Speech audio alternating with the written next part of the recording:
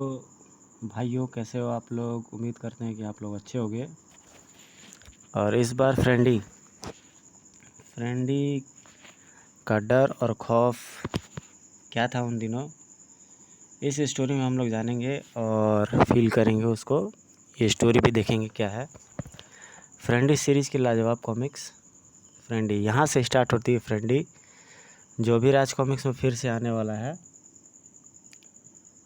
औद्योगिक नगर परमाणु, जिसका प्रत्येक निवासी कड़कती सर्दी और मूसलाधार बारिश की वजह से अपने घरों में छुपा हुआ था, दुबका हुआ था। लेकिन इस बैंक को घेरे खेले पुलिस वाले गोलियों की बारिश करने व बैंक में मौजूद डकैतों को कड़काने के लिए तैयार थे। किंतु बैंक से तड़तड़ाते निकले डकैतों की गोलीबारी के आगे वे कुछ न कर सके, क्योंकि उनके जिस्मों के आगे लगे लटके नोटों की बैगों से सरकारी गोलियां टकराकर बेकार सिद्ध हुई। देखते ही देखते 3 तो कार में सवार हो गए। गाड़ी भगा, हीरा भगा। अबे बिरजू, जग्गा को तो आने दे। नूनू वो बहुत तेज है, साला भागकर चढ़ ही जाएगा। कार स्टार्ट होकर उनकी गुड़ियों की तरह ही भागी, किंतु फुर्तीला जगह कोई कारनामा अंजाम ना दे सका। रुक जा नूनू, रुक जा हीरा, ठहरो यारों, मैं मारा जाऊंगा। घबराया हुआ हीरा भागाता हुआ लेके चला गया। उफ, छोड़कर भाग गए नीच स्वार्थी, देख लूँगा तुम तीनों को। अब मुझे पुलिस से बचने के लिए पैदल ही भागना पड़ेगा। तुम रुक जाओ जग्गा, तुम कानून से बचकर नहीं भाग सकते। जग्गा भी अपनी रिवॉल्वर निकाल कर चीखा, वापस लौट जा इंस्पेक्टर, वरना तेरा भेजा बिखेर कर रख दूंगा। धाएं। ओह, जग्गा का रिवॉल्वर अभी लोडेड है। आसपास छुपने की कोई जगह नहीं है। अगर किसी तरह एक बार मैं इस फैक्ट्री में घुस जाऊं तो शायद बच जाऊं। धड़ाम, गोलियां खाकर फैक्ट्री की लॉक झूल गई। सबसे पहले इसके रिवॉल्वर को ही देखना होगा।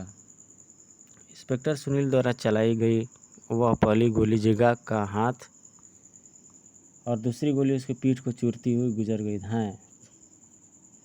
रुक जाओ जग्गा, तुम जग्गा को जिंदा गिरफ्तार नहीं कर पाओगे इंस्पेक्टर। आह। ओह, वह उस खिलौना फैक्ट्री में प्रवेश कर गया। फैक्ट्री के अंदर पहुंच बुरी तरह घायल जग्गा को फैक्ट्री के अंदर गिरफ्तार करने में मुझे ज़्यादा परेशानी का सामना नहीं करना पड़ेगा। तेज़ी से भागता इंस्पेक्टर सुनील फैक्ट्री के अंदर पहुंचा। ओह, यहाँ तो चारों तरफ खिलौने ही खिलौने भरे हैं। जग्गा जाने यहाँ कहाँ छिप गया है। उसे यहाँ तलाश करते हुए मुझे बेहद सावधान रहना है।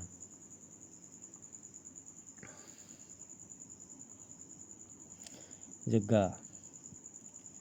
ओह, मेरी खड़ती सांसें और बोझिल होती आंखें बता रही हैं कि अब मेरा जीवन ख़त्म होने वाला है। मैं मर रहा हूँ। अचानक पीड़ा से भरा जग्गा का चेहरा पत्थर की मानिंद कठोर होता चला गया। नहीं, मैं मरूंगा नहीं, क्योंकि मैंने मरने के लिए इस दुनिया में जन्म नहीं लिया। मुझे तो सदा इस दुनिया पर राज करना है। मुझे तो अपनी विद्या के बल पर पूरी इंसानियत को अपने कदमों तले रखना है। मुझे तो अपनी बहुत कुछ करना है, इसलिए मैं नहीं मरूंगा। मैं नहीं मरूंगा। ऊपर से आकाश से कड़कती बिजली, आसमान से वह बिजली रूपी कहर आ टूटा उस खिलौना फैक्ट्री पर और सब कुछ तहस नहस करता चला गया। इंस्पेक्टर सुनील के सितारे बुलंद थे, जो वह इस कहर को सहकर भी सिर्फ बेहोशी से बेहोश हुआ था। शिमला, जिसकी घनी आबादी से ज़्यादा दूर नहीं है, ऊंचाई पर बने हुए ये कुछ घर, जिनमें से एक घर बच्चों के लिए नागराज नोवेल्टीज की अनुपम भेंट फ्रेंडी 3 डायलॉग बोलने वाला खिलौना, जो आपके बच्चों का मन मोह लेगा। आज ही अपने निकटतम गिफ्ट शॉप में खरीदें। Hi, I am Tommy, I am your friend to the end, hidey hidey ho. देख विशु, कितना अच्छा गुड्डा है। सिर भी घुमाता है और आंखें भी झपकाता है। सचमुच बहुत प्यारा है। आज मेरा जन्मदिन है। मैं अपनी मम्मी से जाकर कहता हूँ कि मुझे गिफ्ट में फ्रेंडी ही चाहिए। विशु लगभग भागता हुआ अपने घर पहुँचा। मम्मी, मुझे आज अपने जन्मदिन के उपहार में फ्रेंडी गुड्डा चाहिए। कहिए मम्मी लाकर न देंगे मुझे फ्रेंडी। क्यों नहीं। हम अपने बेटे को जन्मदिन पर उसकी यह फरमाइश आज शाम को ही पूरी करेंगे। Thank you mummy, thank you very much. Vishu के डैडी को ज़रूरी काम के लिए टूर पर ना जाना होता तो वे भी आज हमारी खुशी में शामिल होते।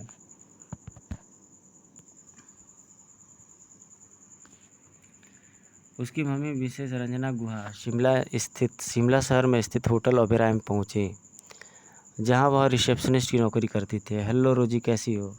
फाइन। तू सुना, तू कैसी है और कैसा है हमारा प्यारा प्यारा विशु? एकदम ठीक। लेकिन तू अब बता, क्या तू अपने प्यारे भतीजे के लिए काम करेगी क्या? पास के गिफ्ट शॉप पर जाकर ये पता कर दे कि क्या उनके पास नागराज नोवेल्टीज का फ्रेंडी खिलौना है। ठीक है, अभी पता कर देती हूँ। तुरंत ही वह होटल से रवाना हुई। रोजी कुछ देर बाद वापस लौटी तो गिफ्ट शॉप वाले का कहना है कि उसके स्टॉक में नहीं है। उसकी इतनी ज़्यादा मांग है कि उसे ख़रीदने के लिए 4 दिन पहले बुकिंग करवानी पड़ती है। लेकिन तुम चिंता मत करो फ्रेंडी, हमें आज ही और अभी ही मिलेगा। मेरे साथ बाहर एक आदमी खड़ा हुआ है, वह उसे बाज़ार से भी कम दाम में बेचने को तैयार है। रुपयों की सख्त ज़रूरत ना होती तो 500 रुपये वाली गुड्डे को सिर्फ मैं 100 रुपये में नहीं बेचता। रंजना के हाथ से 100 रुपये का नोट झपट कर जब वह व्यक्ति वहाँ से रवाना होने को हुआ तो खरीदा नहीं। 1 मिनट, ज़रा ये तो बताओ कि इसे तुमने ख़रीदा कहाँ से है? ख़रीदा नहीं जी, नहीं, मैंने इसे चुराया है उस फैक्ट्री से जहाँ ये बनता है। ये चोरी का माल है, हमें इसे नहीं खरीदना चाहिए था, ये गलत है। छोड़ यार इस बात को, हमने इसे चुराया थोड़े ना, हमने तो इसे कीमत देकर ख़रीदा है। आज चल, अपनी ड्यूटी पर पहुँचे, कहीं मैनेजर ने तुझे काउंटर से देख लिया तो सारा होटल अपने गंजे सिर पर उठा लेगा।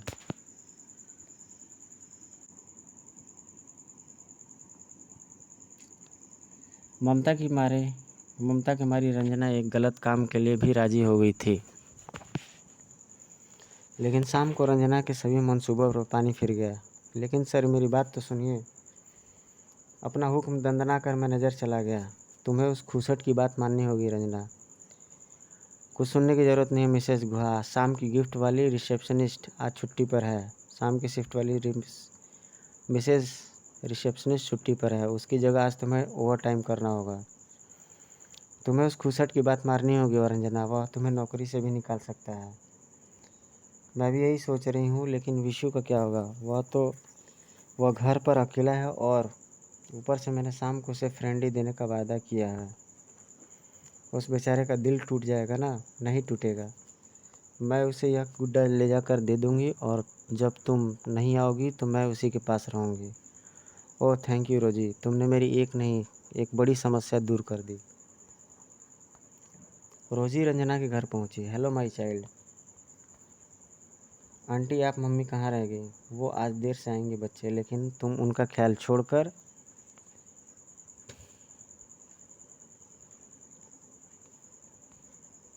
फ्रेंडी के साथ एंजॉय करो। ओह फ्रेंडी, वाह आंटी, क्या आपको पता है कि फ्रेंडी डॉल का अपना अलग नाम होता है, हर फ्रेंडी डॉल का? विशु ने तुरंत ही गुड्डे को पैकेट से बाहर निकला। Hello, hi, I am Jackie, I am your friend to the end. Hidey hidey ho. Wow. देर रात तक विशु गुड्डे के साथ खेलता रहा। फिर चलो विशु, अब रात काफ़ी हो गई है, सो जाओ। Good night Vishu. विशु वो उसके फ्रेंडी को कमरे में बेड में लिटाने के बाद रोजी किचन की तरफ बढ़ गई। जब तक रंजना नहीं आ जाती मुझे जागते रहना है, और इसके लिए मुझे नींद को भगाने के लिए मुझे 1 कप कॉफ़ी की ज़रूरत है। किचन में कॉफ़ी बनाती रोजी अचानक चौंकी। अरे, ये तो टीवी के चलने की आवाज़ है। मैंने तो टीवी को बंद कर दिया था, फिर उसे किसने चलाया, देखती हूँ।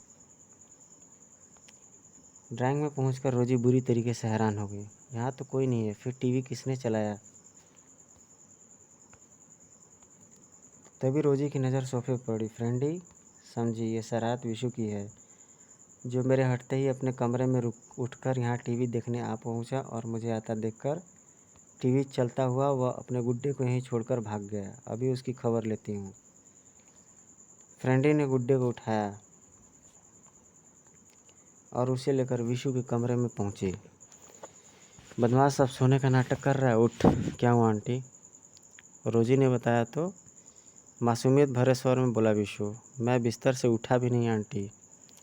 तो क्या फ्रेंडी यहाँ से उठा और उसने ड्राइंग रूम में जाकर टीवी चलाया? अच्छा, तो अब बेवकूफ़ बनाने की कोशिश भी की जा रही है।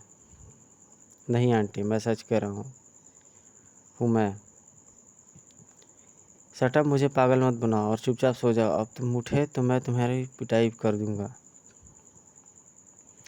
बाहर जाते जाते रोजी ठिठकी, ये संभालो तुम्हारा फ्रेंडी। रोजी वापस किचन जा पहुंची।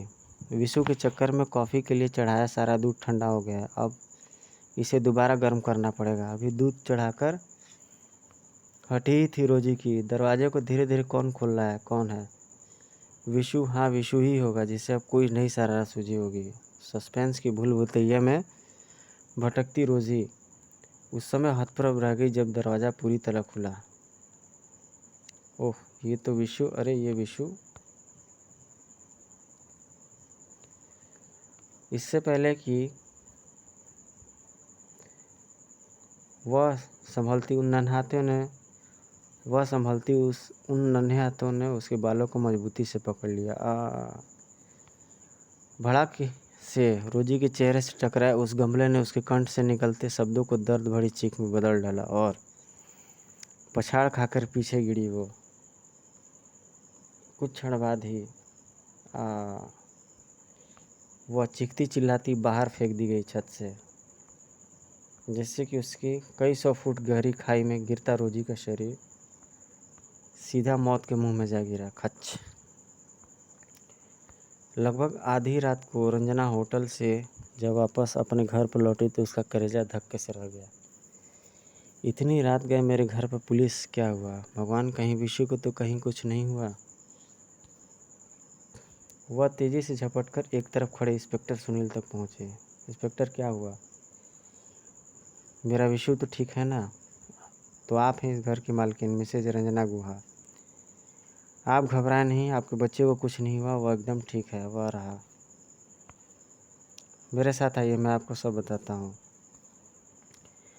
इंस्पेक्टर सुनील रंजना को किचन में ले आया। आपकी फ्रेंड मिस रोजी को किसी ने उस खिड़की के परली तरफ मौजूद गहरी खाई में गिराकर मार डाला है। ओह नो, कैसे हुआ ये सब? किसने किया? इस बारे में अभी कुछ नहीं कहा जा सकता। घटना स्थल का बारीकी से मुआयना करने के बाद हमने यह निष्कर्ष निकाला है कि हत्यारे और रोजी के बीच यहाँ काफ़ी संघर्ष हुआ, जिसमें हत्यारा रोजी पर हावी हो गया और उसने उसे उठाकर खिड़की से बाहर गहरी खाई में फेंक दिया। और आपको यह जानकर हैरानी होगी मिसेज गुहा कि रोजी के कदमों के अलावा किचन में हमें जो निशान मिले हैं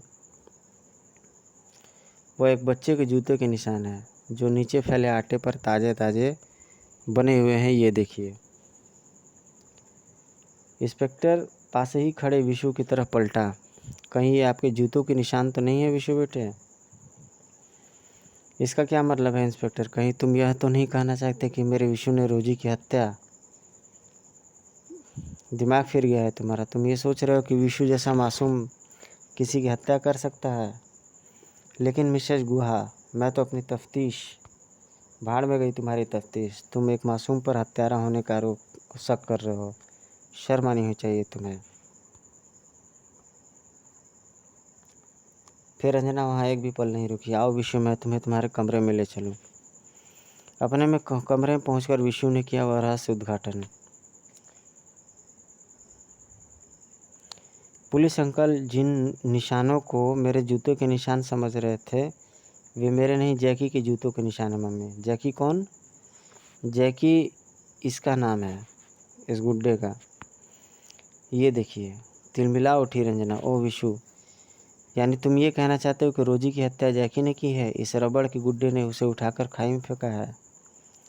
लेकिन मम्मी, वो जूतों के निशान उन निशानों को भूल जाओ बेटे और आंखें बंद करके सो जाओ। उसके बारे में ज़्यादा सोचोगे तो तुम्हें रात को बुरे बुरे सपने आएंगे। विशु को सुलाकर रंजना जब कमरे से बाहर निकली तो इंस्पेक्टर सुनील भी उसके सामने आ पहुंचा। फिलहाल मैं चलता हूं मिसेस गुहा, ज़रूरत पड़ी तो आपकी फ्रेंड के मर्डर के तफ्तीश के सिलसिले में मैं आपसे फिर मिलूँगा। Okay inspector, good night.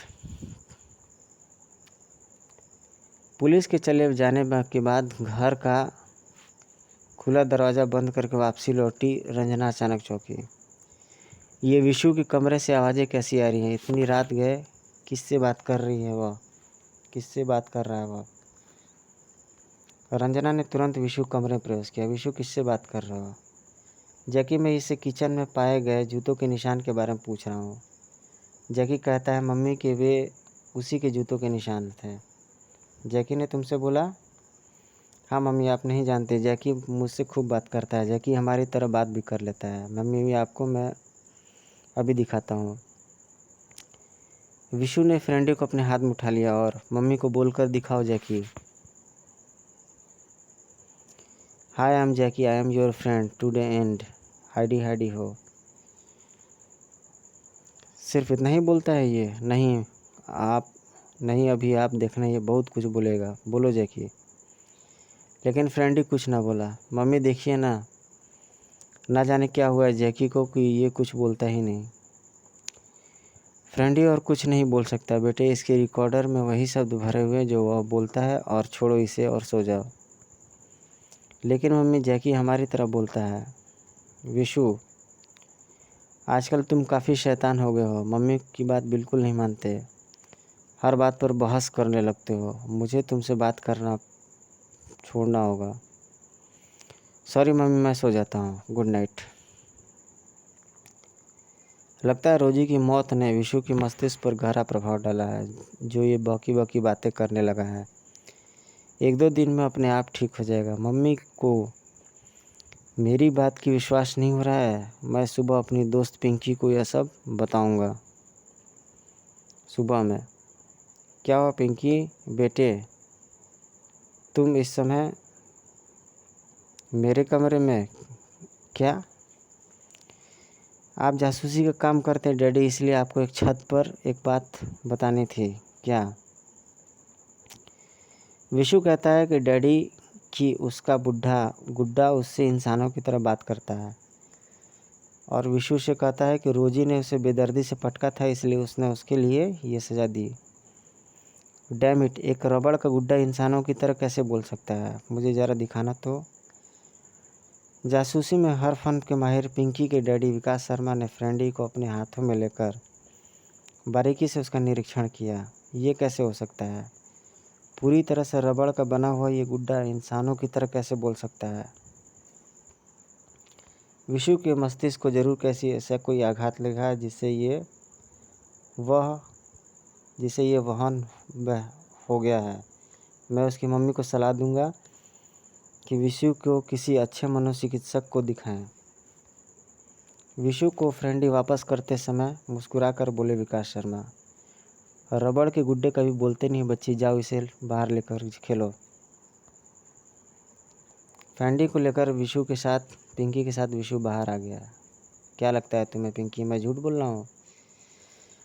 नहीं, मुझे तुम्हारी बातों पर पूरा यकीन है विशु, लेकिन तुम इस बार जैकी से बात करो तो वह मुझे ज़रूर बुला लेगा। स्कूल में मैं तुम्हें जैकी से बात करके दिखाऊंगा, लेकिन इस बार तुम जब भी जैकी से बात करो तो मुझे ज़रूर बुला लेना स्कूल में। वापसी में तुम दोनों होशियारी से बस में बैठकर घर पहुंचना और सारा दिन जैकी के साथ खेलते मत रहना, पढ़ाई भी करना। अच्छा मम्मी। अपनी क्लास में पहुंचकर दोनों ने अपने अपने बस्ते रखे और कहाँ ले चले विशु? जैकी से बात करने छत पर। वहाँ हमें जैकी से बात करते कोई नहीं दिखेगा। कुछ ही देर बाद वह दोनों इमारत की छत पे थे। हम यहाँ जैकी को चॉकलेट भी आराम से खिला सकते हैं ना। यहाँ हम आराम से जैकी से बात करेंगे। चॉकलेट, हाँ, हम फ्रेंडी को चॉकलेट भी खिलाएंगे।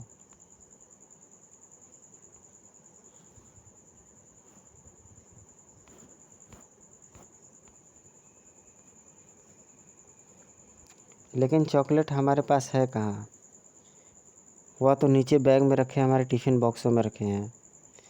तुम फ्रेंडी को लेकर यहीं ठहरो, मैं अभी चॉकलेट निकाल कर लाती हूँ। तभी पिंकी, विशु कहता है कि रबड़ का यह गुड्डा इंसानों की तरह बोलता है।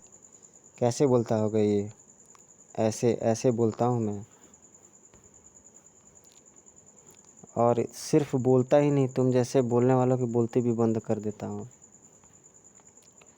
पिंकी ने अपनी पूरी शक्ति लगाकर गुड्डे को अलग किया और दूर फेंक दिया, और फिर वह बंदूक से छूटी गोली की मानिंद सीढ़ियों की तरफ भाग खड़ी हुई। बचाओ!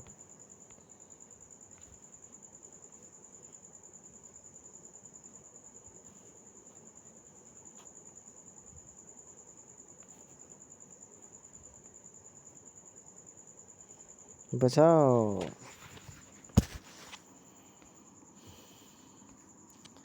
लेकिन नहीं, तुम मुझसे बचकर भाग नहीं सकती लड़की, क्योंकि तेरी सांसें पूरी हो गई हैं। और यही कहने के साथ जानती है तू क्यों मर रही है लड़की? क्योंकि तुझे विशु की बातों पर यकीन है, तो आगे चलकर मेरे लिए काफ़ी नुकसान पहुंचा सकती है। तू आगे चलकर मेरे लिए काफ़ी नुकसान पहुंचा सकती है, और अपने नुकसान पहुंचाने वाले को मैं ज़िंदा नहीं छोड़ता। और विशु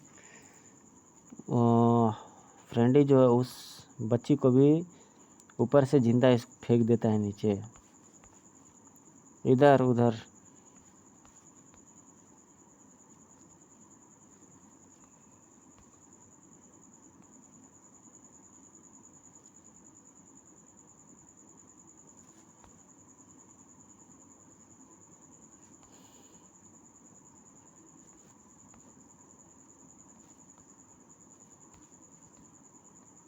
और इधर ऊपर हा हा हा हा हा हा हा। जैकी अपने स्थान पर जो घूम गई जैकी, गर्दन तो भय के अलग चीख कर फाड़ उठा जैकी। विशु, तेरी मौत तुझे यहाँ खींच ली है लड़के।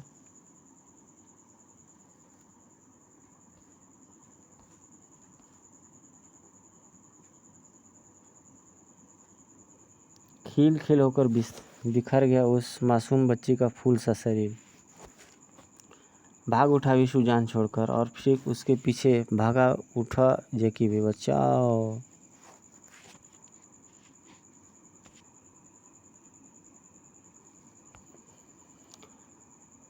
खिल खिल होकर बिखर गया उस मासूम बच्ची का फूल सा शरीर। भाग उठा विशु जान छोड़कर, और उसके पीछे भाग उठा जैकी भी। बचाओ!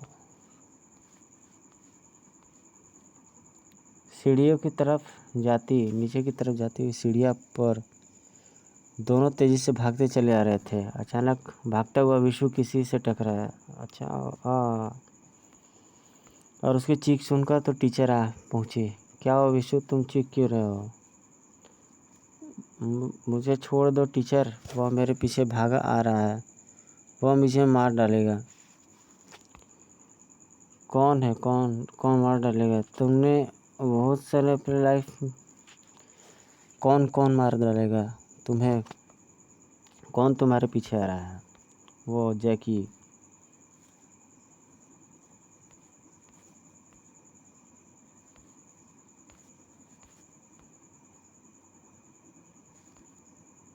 नीचे इस बक्की को इसने छत से धक्का देकर मार डाला। इंस्पेक्टर, इसे गिरफ्तार कर लो।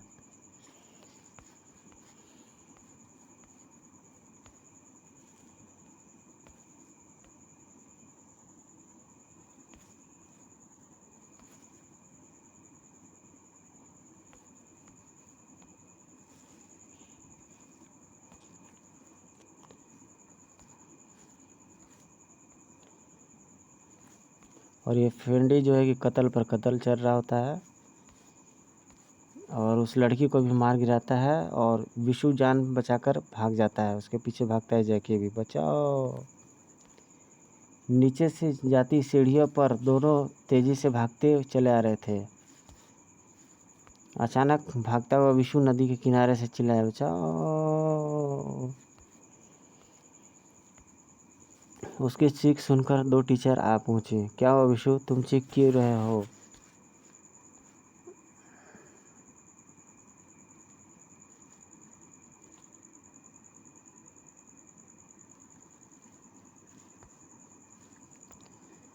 कौन मार डालेगा तुम्हें? कौन पीछे आ रहा है?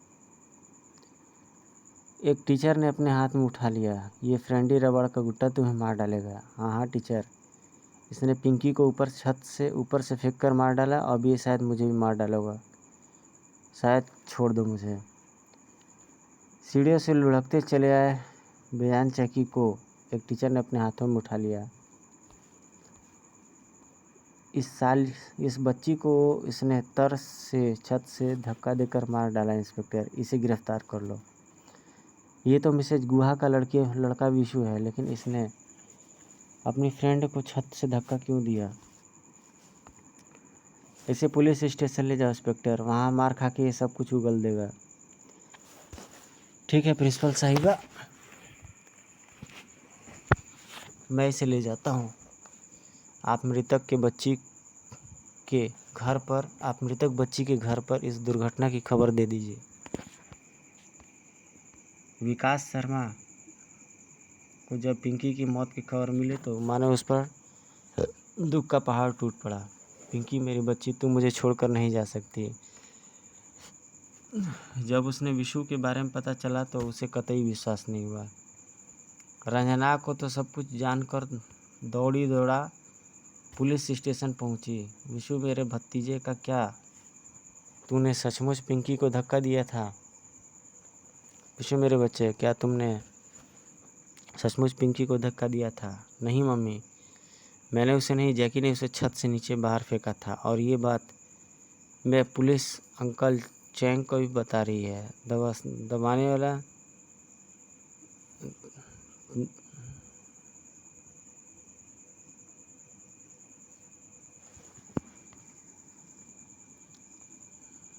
रंजना तो सब कुछ जानकर दौड़ी पुलिस स्टेशन जा पहुंची।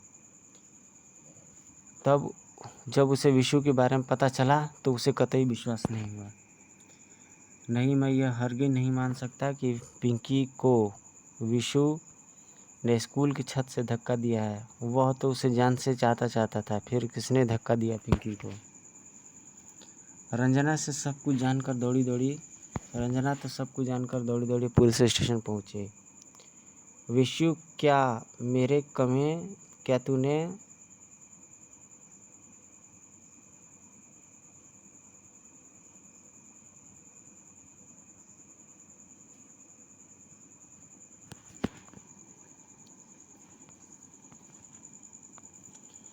रंजना तो सब कुछ जानकर दौड़ी पुलिस स्टेशन पहुंचे। विशु मेरे बच्चे, क्या हो गया? क्या तूने सचमुच पिंकी को धक्का दिया था? नहीं मम्मी, मैंने नहीं, जैकी ने उसे छत से नीचे फेंका था। और ये बात मैं पुलिस अंकल को भी बता चुका हूँ, लेकिन ये मेरी बात मानने को भी तैयार नहीं हो रहे हैं। नहीं, मैं यह हरगिज़ नहीं मान सकता कि पिंकी को विशु ने स्कूल की छत पे से धक्का दिया है। वह तो उसे जान से ज़्यादा चाहता था, फिर किसने धक्का दिया पिंकी को? बुरी तरह झुंझला उठी रंजना ने विशु को झंझोड़ कर रख दिया। उफ, यह क्या हो गया तुम्हें? विशु, तुम हर समय जैकी चिल्लाते रहते हो। रबड़ का यह गुड्डा ना बोल सकता है और ना चल सकता है। मुझे बताओ विशु, तुम्हें क्या हुआ है? कंट्रोल योर सेल्फ मिसेज गुहा, आपके बच्चे को दिमागी हालत ठीक नहीं है। मैं इसे अपने घर ले जाना चाहती हूँ। सॉरी, आप ऐसा नहीं कर सकती हैं, क्योंकि ये बच्चा दो हत्याओं का प्राइम सस्पेक्ट ही नहीं बल्कि विकृत मस्तिष्क भी है।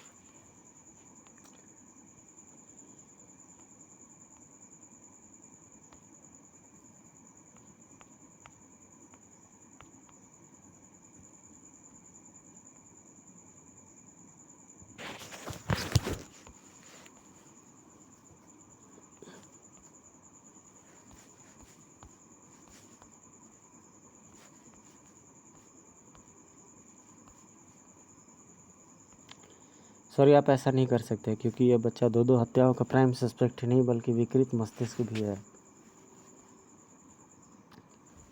मैंने एक अच्छे मनोचिकित्सक को बुलवा दिया है। वे इस बच्चे को पुलिस अस्पताल में रखकर कुछ दिन इसका निरीक्षण करेंगे।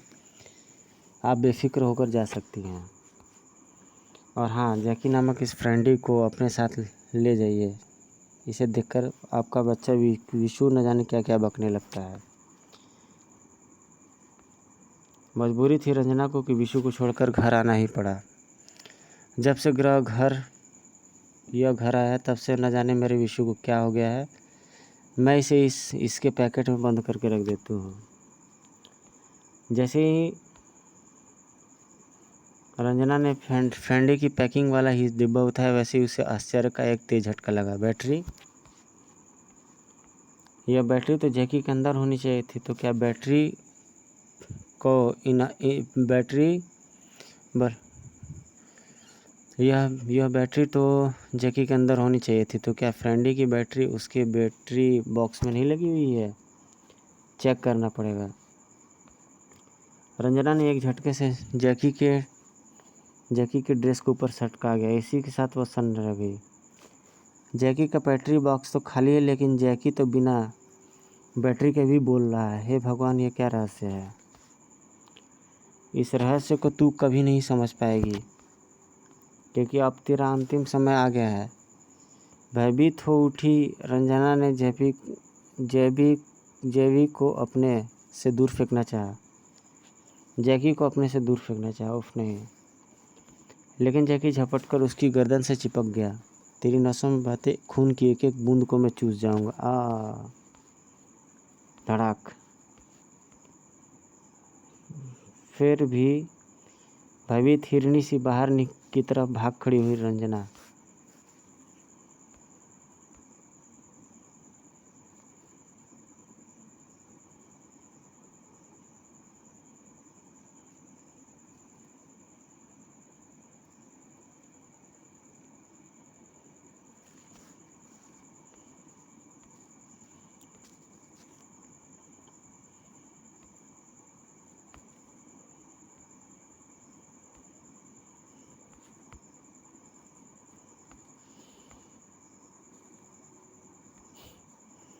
शरीफ आदमी जिसकी तरफ मुंह करके सोना भी पसंद नहीं करते हैं। जा रहे इंस्पेक्टर, लेकिन मैं यह साबित करके ही दम लूँगी कि और विशु जो कह रहा है वह सच है।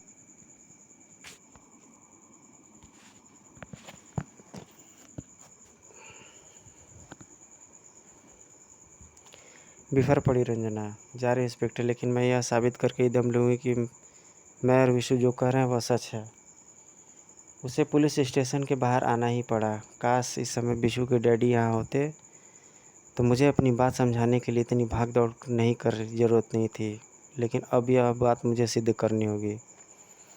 काफ़ी सोच विचार के बाद जैकी में ज़रूर किसी प्रेत आत्मा ने प्रवेश किया हुआ है, लेकिन वह आत्मा किसकी है यह पता करने के लिए यह जानना होगा कि हमारे पास आने से पहले जैकी कहाँ था। इस बात को वह मवाली टोला में जाता है।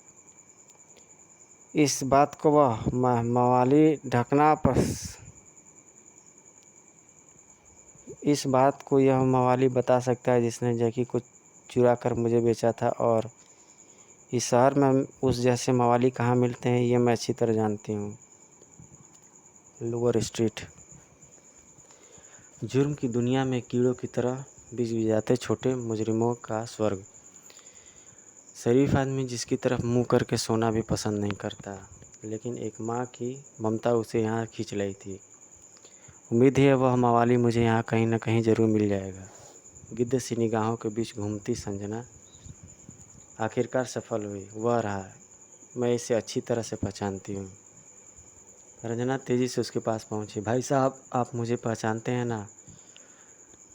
कुछ दिन पहले आपने मुझे फ्रेंडी 100 रुपये में बेचा था। क्या आप मुझे बता सकते हैं कि आप वह गुड्डा कहाँ से चुरा कर लाए थे? प्लीज़ भाई साहब बताइए ना।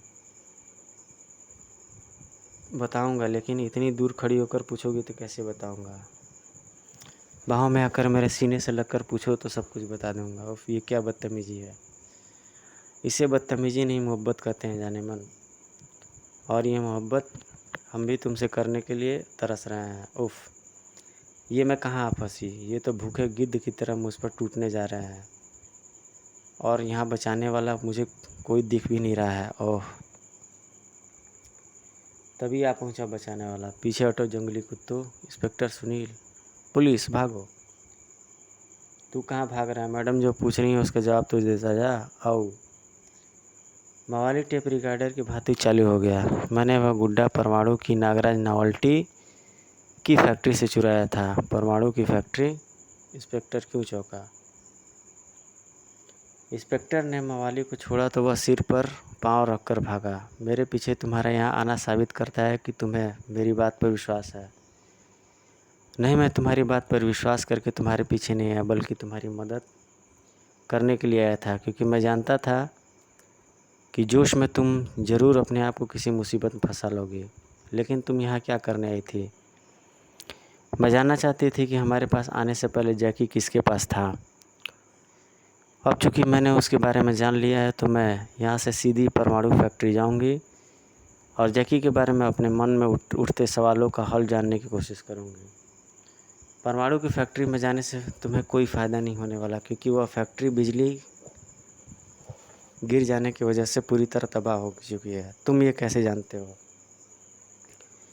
जवाब में इंस्पेक्टर ने अपनी और जग्गा की मुठभेड़ की सारी कहानी बता दी। जग्गा नागराज नॉवल्टी की परमाणु वाली फैक्ट्री में मरा था। हाँ, उसकी लाश ही वहाँ से बरामद हुई थी। लेकिन तुम क्यों पूछ रही हो? मुझे जग्गा का पता चाहिए इंस्पेक्टर। मुझे उम्मीद है कि जिस गुत्थी को मैं सुलझाने निकली हूँ उसका हल जग्गा से ही मिल सकता है। रंजना की जिद के आगे इंस्पेक्टर सुनील को झुकना ही पड़ा। ठीक है, पता नोट करो।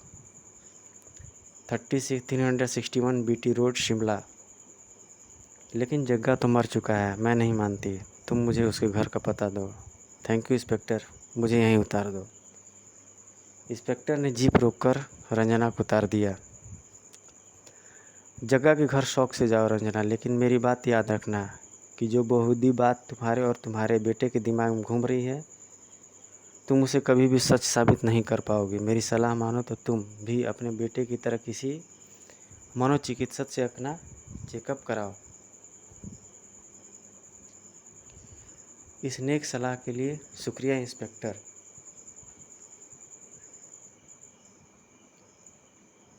इंस्पेक्टर ने अपनी जीप आगे बढ़ा दी। बेवकूफ़ औरत, जो अपने बच्चे को बचाने के लिए क्या सिद्ध करना चाहती है। अचानक इंस्पेक्टर सुनील चौंका।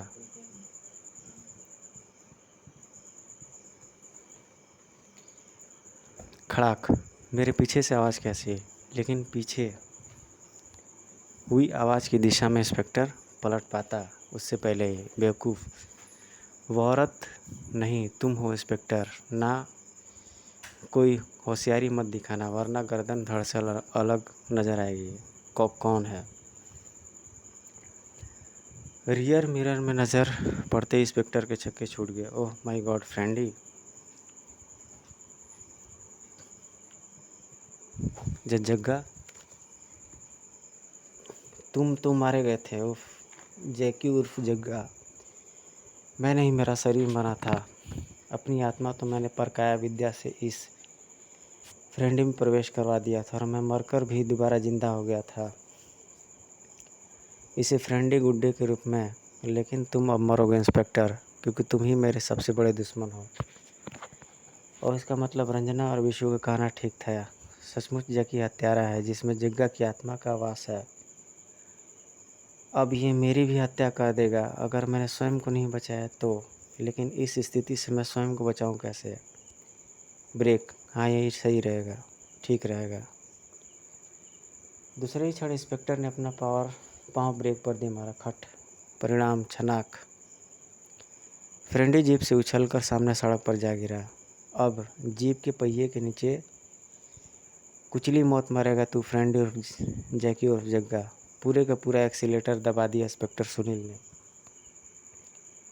इसी के साथ जीप तोप से छूटा गोला बनकर भागी। ओह, लेकिन आश्चर्य, उसे फ्रेंडी के आगे फैले हाथों से टकराकर रुक जाना पड़ा। अब जग्गा को मौत देना आसान ही नहीं है इंस्पेक्टर, असंभव है। धड़ाक। और फिर जैकी के हाथों के एक तेज झटके के साथ जीप तिनके के समान पलट गई और फिर अब तो कुचली मौत मरेगा इंस्पेक्टर। अपने हाथों में थमे मोटे पत्थर को इंस्पेक्टर के सिर पर मारकर उसका कचूमर निकाल देता फ्रेंडी। अगर विद्युत किसी तेजी से संभलकर इंस्पेक्टर ने अपना रिवॉल्वर निकालकर उस पर फायर न झोंक दिए होते। जैकी को अपने साथ ले उठी गोलियां धाए धाए और उसे एक अंधेरे कोने में लापटका। और फिर कुछ पलों के लिए जैकी की चीखों से आबाद रहा वह अंधेरा कोना। और फिर सन्नाटे ने वहां अपना कब्जा जमा लिया। राहत की एक लंबी सांस छोड़ी इंस्पेक्टर सुनील ने। उफ, शुक्र है मैं काल के उस पितले का अंत करने में सफल हो गया। सुनकर रंजना बहुत खुश होगी। मैं उसे जाकर यह खबर देता हूँ। फिर इंस्पेक्टर सुनील अपनी जीप सीधी करने में जुट गया। तो गाइस, ये स्टोरी यहीं पे ख़त्म होती है। आपको स्टोरी कैसी लगी आप लोग लाइक शेयर कमेंट सब्सक्राइब करके ज़रूर बताइएगा। मिलते हैं आपसे एक नेक्स्ट वीडियो में। Till then take care, goodbye, जय हिंद। आप मुझे फेसबुक पर भी खोज सकते हैं प्रशांत राजन कॉमिक्स नाम से, और इंस्टाग्राम पर भी मुझे आप खोज सकते हैं प्रशांत राजन नाम से। मिलते हैं आपसे बाय बाद में। Till then goodbye, take care, Jai Hind. Thank you very much.